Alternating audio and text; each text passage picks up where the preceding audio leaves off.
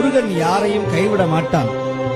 முருகா, சுப்பிரமணியனே, சரவண பவனே, சைலொளி பவனே, திரிபுர பவனே, திகழொளி பவனே என்று அவனை வழிபட்டு ஒவ்வொரு சஷ்டியிலும் வேல் வழிபாடு செய்து இந்த சக்தி வாய்ந்த வேல்மாறலை படிக்கும். சொட்டதிரு நீரெடுத்து கொட்டகையில் வேலெடுத்து தொகைமையில் மீதமந்த சுந்தரம்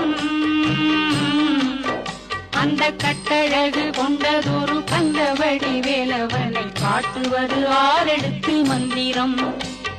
சொட்டத்திரு நீரெடுத்து கொட்டகையில் வேலெடுத்து தொகைமையில் மீதமந்த சுந்தரம் அந்த கட்டழகு கொண்டதொரு கந்தவடி வேலவனை காட்டுவது ஆரெடுத்து மந்திரம்.